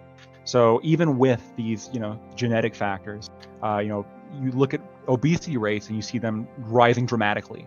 Obesity in the United States wasn't really a problem back in the, you know, even going back 50 years ago, 60 years ago, comparison to it is now. I think that. Sure, but does this suggest that people's morals are failing, or does it suggest that like the available diets are changing? I think it's, well, first of all, I do not think it suggests some sort of like rapid change in genome that it's like making people. I also think that Sure, I point to mostly the gut microbiota. Right, but you and said like that's like the cheapness of food. Food's a lot cheaper now. People can afford more. Oh yeah, I mean that probably has a lot to do with it. A lot of it also has probably to do with the fact that, you know, the United States gives a lot of corporate subsidies to corn, and we grow a lot of corn, and Sure. corn is a very about 60% of food in the United States is subsidized, and most of it's really high fat and really high sugar stuff. Yeah. really high fat, really bad for you, and so they put in, you know, this corn in every fucking thing, right? Corn starch, corn syrup, and you know, it's leading, I think, contributing to a Sure, huge but degree the thing is, this is also occurring in every country, right? Like I showed you that obesity overweightness graph, right? Even in every country in Europe, which also I do understand subsidized farmers and so on, like, but in every country in the world, obesity is rising. And the main thing that seems to be driving it is higher income. It's that the higher income people get, the less they want to walk, the more they want to drive. The higher income people get, the more they want to eat. Yeah, I mean, I agree with you that like obviously laziness and it's going to play a factor here. And I mean, I lost 40 pounds. I mean, I understand what it is like to have that form, like that amount of weight. I mean, it is easy to slip into that lifestyle. But I mean, you also have notable exceptions, right? So like Japan, for example, is a, you know, a highly developed country that has only 3.6% obesity rates, you know, very like incredibly low, and a lot of this has to do with simply the culture there. They simply sure, but that would be my point, is that culture is something which you as an individual do not really determine. So punishing you as an individual for obesity because you were born into American culture and you've never thought about like eating fish or something. Well, so hold on. You can say it's not about punishing. I understand that it's not a moral punishment, but it's like a fiscal punishment.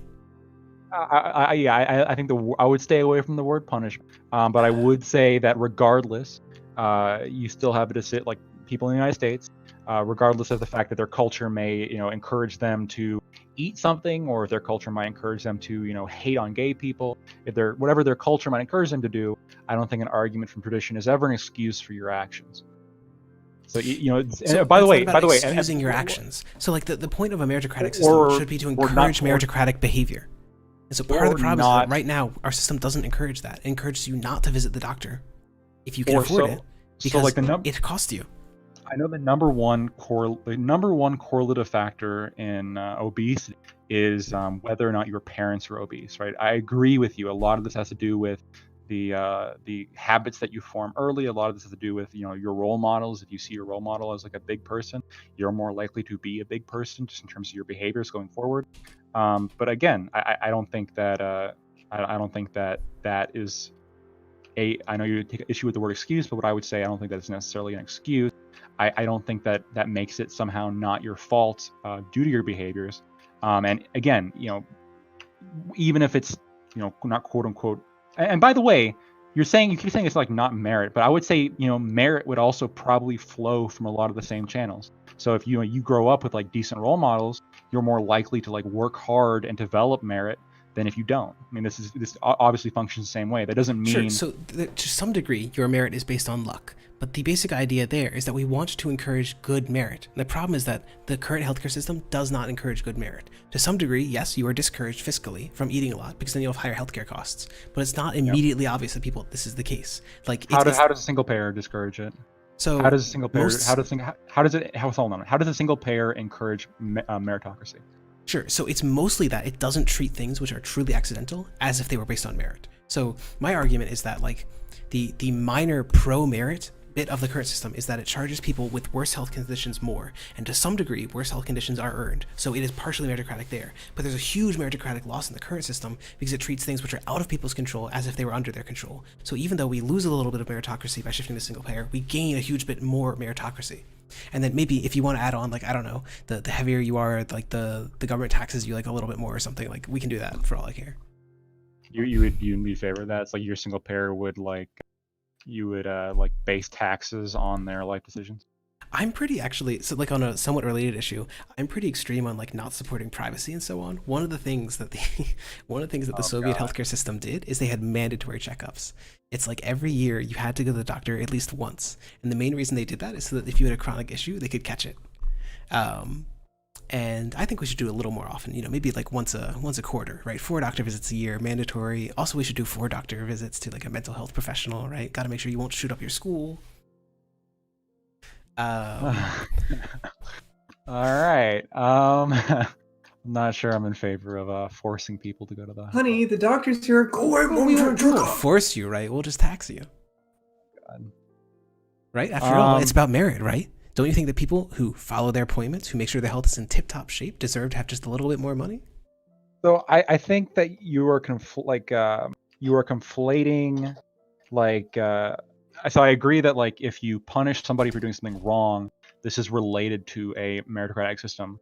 But if you if you reward somebody for just not doing wrong instead of doing something productive, I guess this could also be meritocratic, but you would have to link it to some kind of behavior, right? So if somebody actually like goes and works out a whole bunch, and then you were to like link that with some sort of like some sort of benefits, like I understand this. Well, however, the markets do that though, right? Well, no, they don't, because you pay to go to the gym. But if gyms were free, you'd go to the gym more often. So you can encourage people to go to the gym. So I know currently healthcare plans will, there are certain ways you can qualify for, percentage reductions in premiums or other forms of benefits if you can prove that, hey, when I worked out this day, I did this, that, I'm staying away from these kind of foods. But ironically, I think that's a bigger surveillance state. That's a bigger surveillance state than the kind of state that I'm proposing, which is like every like 4 months or every 3 months or whatever, right? They just weigh you and they're like, you're fat, but you're less fat than before, so your taxes go down by 0.1%. It's a voluntary surveillance state, right? It's much different than a, you better come here, otherwise we're gonna steal more of your money. But then you're basically what you're gonna get is that the people who actually do work out, they'll apply to those programs, and the people who don't, they won't be harmed by it. Like this is not as, if your goal is to maximize meritocracy, this does not achieve that. I mean, my goal is to maximize consent, an actual communist play. Oh my god. Well, I think this gets into a more interesting argument with like positive freedom. So like my argument is that even if you're like destroying a little bit of people's freedoms by forcing them to go to the doctor, forcing them to like lower their weight or whatever, this is a net increase in their long-term positive freedom because they're more able to do things in life. They're less likely to die and so on. I mean, actual communist boy, you would agree that like by abolishing all like liquor, right, this would also be maximizing people's freedoms because you wouldn't have. I'm like, I ultimately would like to eliminate. Okay. No. So we should legalize and tax virtually all drugs. Wait, well, hold on a minute. So there's definitive evidence that shows that when you legalize a particular use of it goes up. No, this is not the case. Like if you look at Portugal, for example, there's no evidence that legalization has led to an increase. No, I've actually seen the data in Portugal. So the overall like death rates have gone down because people are actually using it. But I also have data on use rates. Hold on. No, the use rates have gone up. The use rates have more than doubled. I actually have seen this data.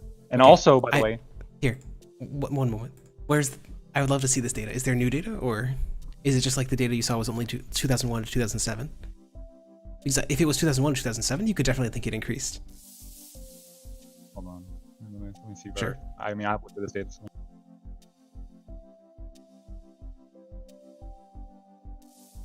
This is just decriminalizing, right? This is not legalizing. Sure, this is just decriminalizing, but the way that Portugal decriminalized it is basically that if you do it, they just mandate that you go to a public health rehab sort of thing, which is kind of what I would like to do. So I guess this is more in line with what I want. So maybe I shouldn't call it legalization. That's fair. Right. So you would be against like you'd be in favor of illegalizing alcohol in the sense like you can't go to a bar, you can't like drink a beer at dinner. No. So the argument there is that there are strong positive benefits to a social network. People are much less likely to kill themselves, much less more likely to exercise, and like have all these other positive things. So and the bars do that? Yes, they literally do. If you didn't have somewhere to go with your friends, you would have less friends. Like, just hold on. Wouldn't the argument here then to be like promoting establishments that encourage people to like hang out? That literally, yes. Bars are not necessarily... Bars are not designed to do this, especially for people like who are introverts like me. They need like little sequestered rooms where everyone can go get a drink, go get like weed, go get like other like soft drugs or whatever, and just have a fun time with each other for like 8 hours or something. That would be insane. I would love that. Yeah, I don't know. I'm in favor of legalization of alcohol and all drugs. Mostly, I think that when we're talking about people's outcomes, I don't feel that one adult has the, I guess, moral authority to determine for another adult, unless obviously they have some sort of mental capacitation, that their decisions are, I guess, worse for what their goals are, right? So like with my goal, if I've got a particular goal of like, maybe over the long term, it would hurt me to like maybe like have a beer with dinner every night.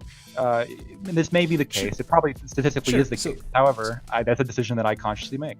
Sure. So your goal here is maximizing consent as you define it, which is more or less a negative freedom. Like intervention in your choices is a negative freedom. But we've already discussed how a lot of things about your life are not decided by you. And I think one of those things is your conception, your choices are actually mostly informed by your culture. Your choice to drink or not to drink, your choice to smoke or not to smoke, how you eat, these are mostly determined by things that you don't actually really control. Well, hold on. To me, changing culture so that instead of drinking at home, people go to bars with friends and so on. Instead of using all these like unnecessary drugs, except for the purpose of social benefits. This is careful. the goal.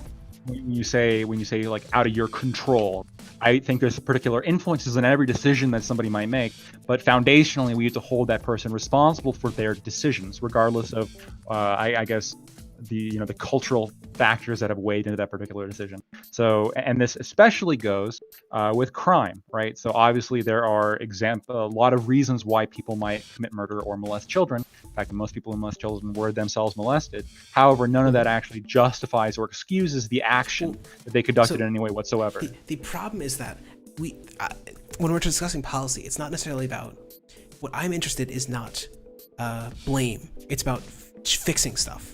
It's about outcomes. And so the problem is, like, I don't care if it was your choice at some level to continue on the tradition of getting molested and then molesting someone else, right?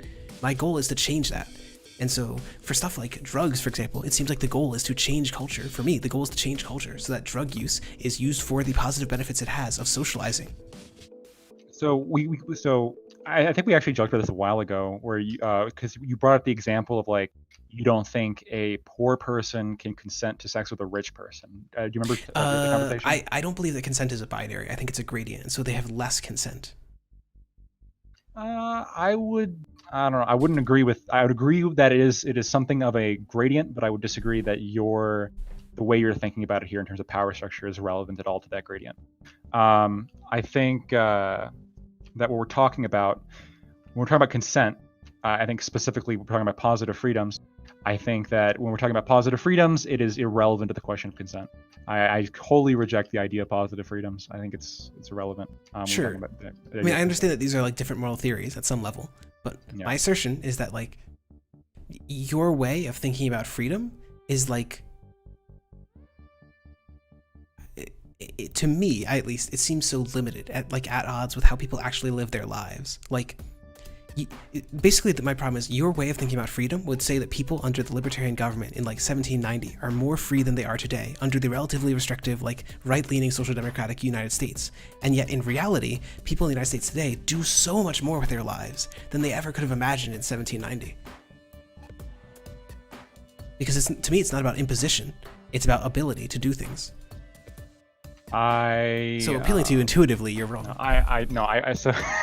So I don't agree. I think that there's a lot of issues with America back in those times.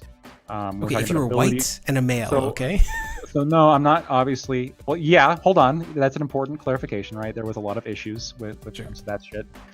There's also a lot of issues when it comes to when we're talking about the ability to do things. The vast majority of this, I would argue, comes from simply the fact of back in those days. Again, the scarcity of existence. You know, the state of nature. We were a lot less developed. We had a lot less shit. We had a lot less to do. There's a lot less need. Like I think a lot of the issues that come with when we're talking about consent. When we're talking about consent, we're talking about things like transparency. We're talking about things like individual choice. We're not talking about like, oh, you live in an area that has nothing.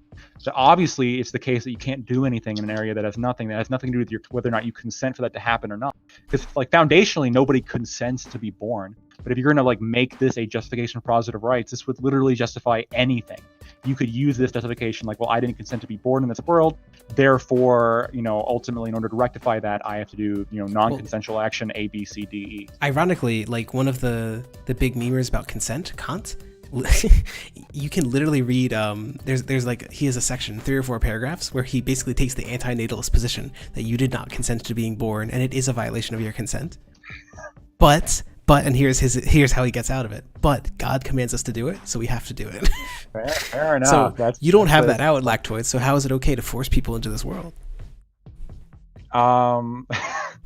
Well, I mean, the truth is, if you don't consent to something and you have the power to end it, then I mean, you can just end it, and then you can end the violation. Wait, so it's okay to violate someone's consent for like 14 years until they're old enough to kill themselves? Well, it's an interesting. Is it okay that I could just like kidnap you and lock you away for 14 years until you're like until after I've stretched you out enough that you can reach the escape button or something? So I understand. It is a interesting conundrum, right? Where you have a situation in which I guess somebody didn't choose to get to be. I do think that obviously a mind is like foundational to be an actor, to be consented on. So, and obviously children simply don't have the ability to consent, so we have to make decisions that in their best interest, right? So, going along with that, I don't think there's any issue with, protecting children, because obviously we recognize that children don't consent. We maximize their well-being. We prevent them from... Sure, and I can totally justify that under positive freedom, but how are you justifying any of the creation of a mind without consent? You're simply saying a non-actor can't consent. Okay, how does that justify creating an actor? What do you mean, how does it justify creating an actor? What do you mean by that? Like, you seem to be saying it's okay if you, like, I don't know, chop a tree without asking its consent first. But how does that justify turning a tree into, like, a living robot or something? Like... Well, I mean, I wouldn't say a robot. What do you mean, living robot? I wouldn't say the living robot would. A robot that has like the ability to consent. Oh my God, are you going to imply that? Like, no, I am. I think the only human. I'm a human. What is a human supremacist? Like, I think the only humans. All right. Well, I didn't know that you were stupid. Oh my God. Anyway. Got him. So I think but hold on. You would agree though that if you go along with this line of thinking, well, you don't consent to be born. Like, would this not be able to justify any behavior? I don't care about consent at all. I think it's a useful thing for society. Society works better when people aren't raping each other. Yeah, but it's not like an inherent moral good. It can be good sometimes to steal things from people, which is often without their consent, because it net benefits millions more people. That's taxes. All right, let me give you like a hypothetical then. Let's say you have 2 scenarios. You have one person, two like groups of people, right? The one group of people is a couple, and they have sex. They have consensual sex, and it's like bad. Like it just sucks. It's just horrible sex, right? And so like they both walk away really disappointed, and they have a lot of like issues, right? Are you describing like a situation, like an example from your life? Is this something that you did talk about? Nice memes. Anyway, the second group is a group of people where like they one party raped the other, right? And there was like a person, both parties orgasmed, and there wasn't actually any lasting psychological harm. Between these two examples, which of these two do you think the moral wrong was committed? Wait, did you repeat that in short? Like, first okay, example was bad sex. Second example was like orgasm with no lasting harm, but it was non-consensual. With no lasting harm, but non-consensual. Yeah. Which of these two scenarios, which is like the morally wrong scenario? I mean, if you're implying that there was no lasting psychological harm, then I guess I would have to pick the second. But the problem is that's just not real. Well, hold on. There was like less psychological harm than the really bad sex. Let's say the people with the really Yeah. bad sex, they were like particularly sensitive. Yeah. So like, and then so you would then in this say- contrived example, yeah, I'd pick the second example. But this is a bit like saying, well, what if slavery was actually really good? Then would you, a utilitarian, support slavery? And it's like, yeah. yes, What but if it's you have, not. what if it's so like should you have only like released the slaves that had like that they didn't like that the slaves that were okay with being slaves, like you would be, oh well then we'll keep you as a slave, like you're be okay No, with that? because being okay with the slave doesn't mean that slavery is efficient. They'd be better to be a worker, almost certainly. Maybe like the 1% of the population who are like hyper subs or something would do better as slaves. Okay. I don't know. Right, like if the slave masters just replaced from like the iron tips with like, you know, like kinky tips or something, like little pink tips. All right. I think it's a foundational level, though. Obviously, like I would say that the rape scenario is morally worse than the bad sex scenario. What you've described is basically not inimical to real world rape. Like no, I understand. The reason I that rape understand is wrong is because it causes harm. If rape did not cause harm, it would not be rape. Like as we understand it. So I disagree. I think the reason why rape is wrong is because it's a substantial interference with somebody's person against their consent, right? So I would also say that, like, again, somebody drinking alcohol is also damaging their body, damaging their mind, and over a long period of time, maybe doing that to an extent, perhaps comparable in some extent to the terms of like long-lasting damage. But I would say that one is morally abhorrent, and the other one is somebody making a consensual decision about their own body, even if somebody else purchased alcohol for them. So the basic argument for me about alcohol is that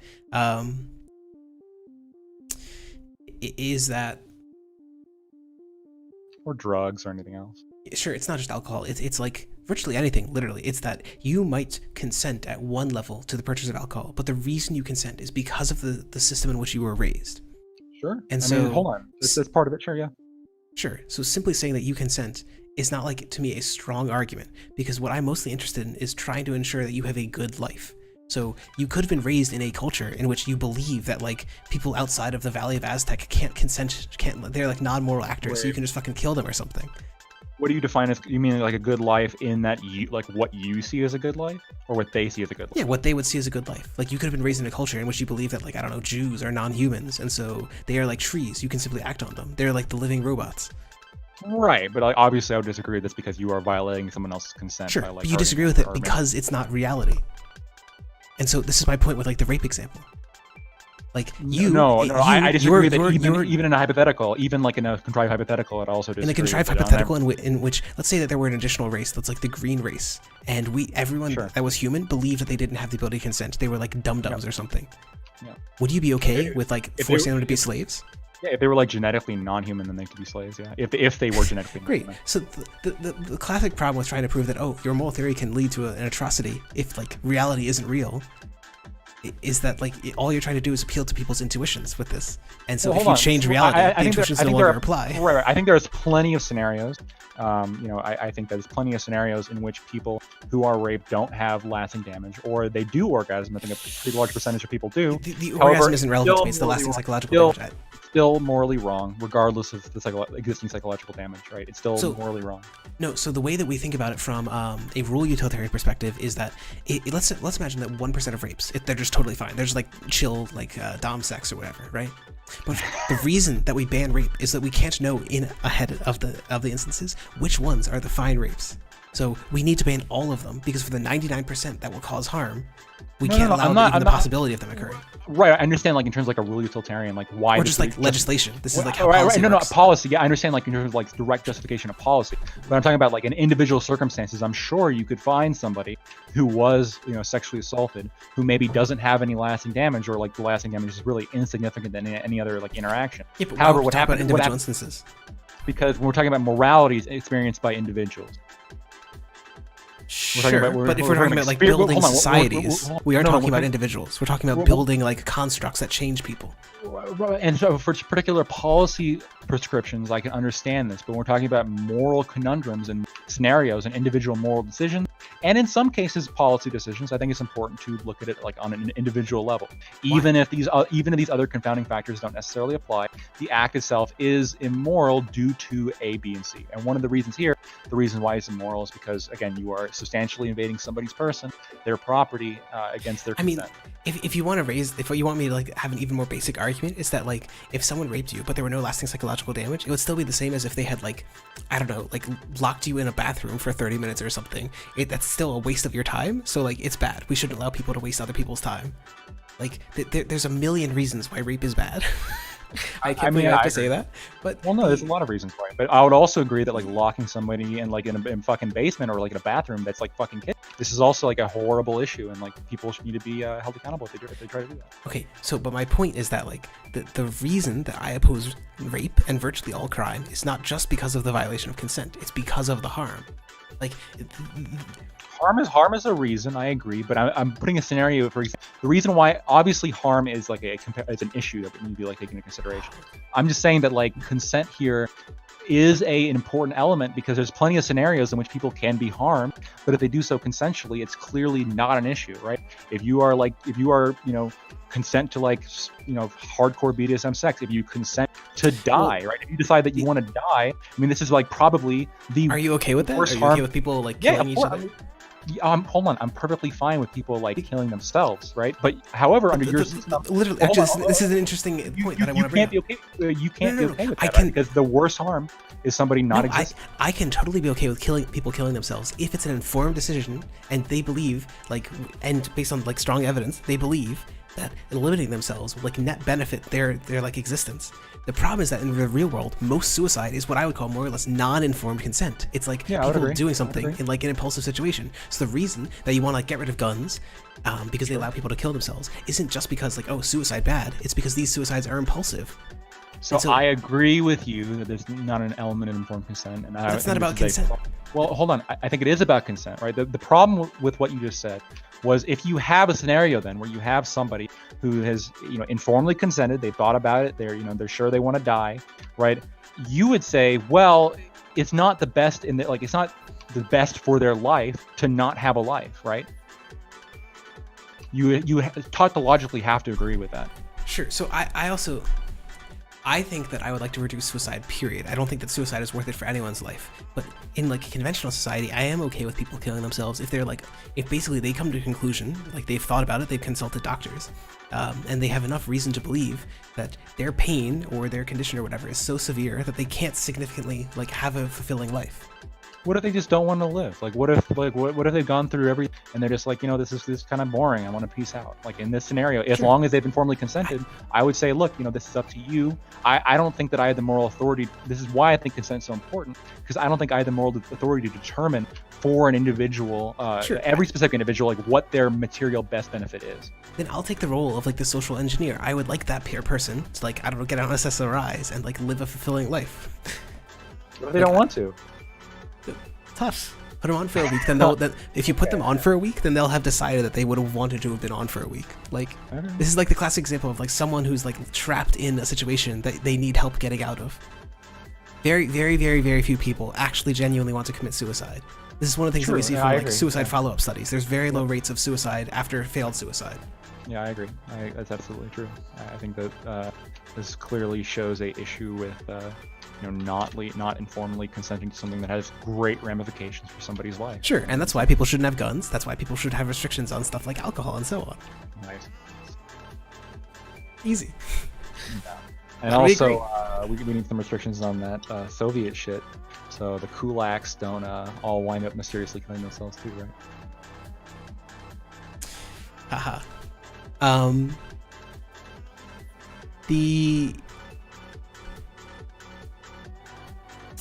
Let me put it, so the second meme that I wanted to bring up is just that it's really convenient to go to the doctor when it's single payer, because you don't need to pay for it. You just like go and you're like, and you fill out the form, and you're like, that's great, and you get the healthcare, right?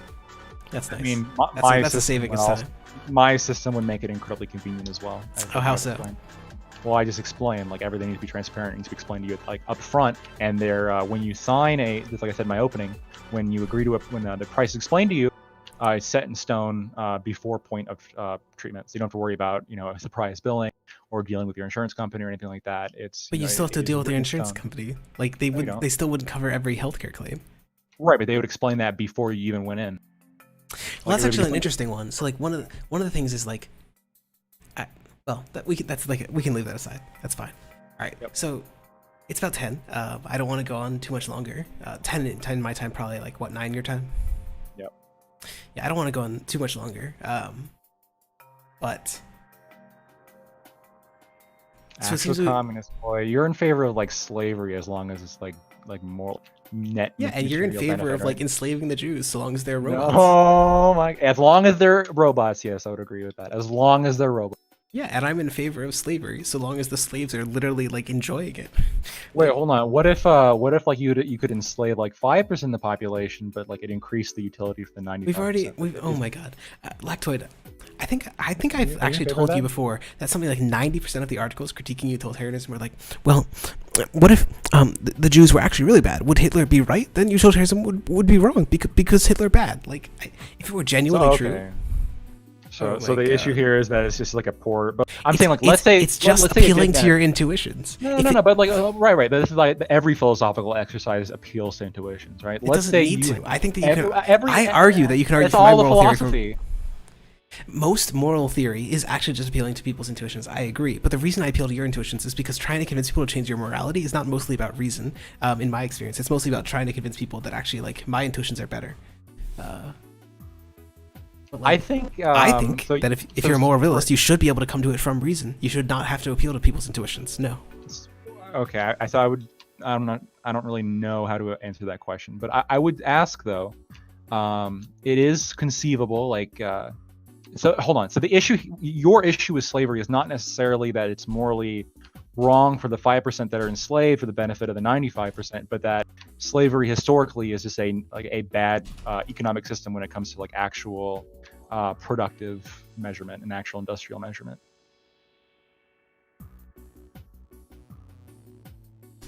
My argument is basically that's inefficient. Yeah. So okay, so the argument is that it's inefficient, not that the 5% are having their consent violated by being slaves. If it were genuinely true that like there's literally like a story about this where it's like, what if it's like a Rawlsian thing? If there were one person that was enslaved in a basement somewhere and they were like turning the crank of the machine that generated everything in society, like would you do it? Yeah, in a heartbeat. Okay, all right. What if it wasn't This is like, just like an intuition keeping thing. up society? Sure. Oh, all right. I understand your position. I think though that even if slavery did provide some sort of benefit to the 95%, if there was like a overall increase for most people, I would say that is still morally wrong to do so. Sure, you're wrong. I'm right. So Fair now that enough. we've gotten our moral intuitions out of the way, why don't do you want to close first or should I close first? Yeah, go ahead and you close first. I haven't written a. Sure, I haven't written a conclusion either. So going off the list of things. Basically, my argument would be first, single payer is a net saver of money. Like universal healthcare systems spend much less money on healthcare than the United States does. An example would be the UK. An example would be the USSR, which spent something like a third to half of what the United States spent. This is true of most universal healthcare systems, but these systems also have much higher utilization, suggesting that you get this more for the same spending or less. This is true of all the studies that we looked at. The median study finds a net savings of cost, and most of that comes from administrative cost savings and getting preventative care before something is a large issue. And on the three issues that Lactoid brought up, so that basically means better healthcare and cheaper costs. So single payer good. And for the three things that Lactoid brought up, I think that there's no strong evidence that markets are more efficient at innovation than the public sector. And I think there's some weak evidence that the public sector is better. I think there's no strong evidence that the United States is better on wait times for most issues. It's possible that they're slightly better on emergency or specialist wait times, but overall, the United States is worse on genuine overall doctor wait times. So I don't know which is more important. Moreover, people are actually less satisfied with their doctors in the United States. So apparently, the wait is worth it in those other countries. And then finally, I agree that the United States cannot be directly compared to other countries. However, the fact is that even when you account for some of these issues, the United States still is a mediocre performer on healthcare. We don't get extra bang for our buck for all the spending that goes into it. So in short, single payer saves money, single payer is better healthcare, and there's no evidence that the public sector is outperformed by the private sector. All right, easy.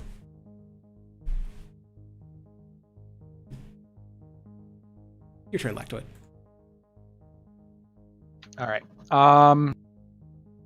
So during my opening, I stated that overall, I think markets have historically shown to put people in charge of their own destiny, reward hard work, and to increase innovation.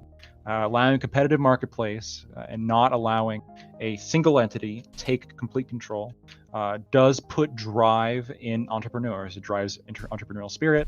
It drives production of different kinds of goods and services. I do think there's data on this when you compare capitalist countries to non-capitalist countries, when you compare markets to non-market economies, and the fact that even in particular times of stress or stagnation, more specifically, even places like Cuba, for example, or China will move away from their single-payer system their government-controlled economy towards a market economy when it's beneficial and when they need that innovation. As it particularly regards to healthcare, I think I would agree that there are issues with the United States healthcare system. I think that these issues could be addressed without having to go on full socialist economy. I think that we can do this. We can address a lot of the issues with costs when it comes with more transparency and less of this pseudo fraudulent behavior of insurance companies conspiring with hospitals behind the backs of consumers not having any understanding or knowledge of what costs they're actually incurring. I think that the evidence shows that there is dramatic wait time differences between the U.S. and the single-payer healthcare systems when it comes to visits that I would deem to be more important, when it comes to visits such as emergency room care and when it comes to visits such as specialty care. This could be why the U.S. is exceptional when it comes to cancer survival rates, because, again, this is specifically having to do with specialist care.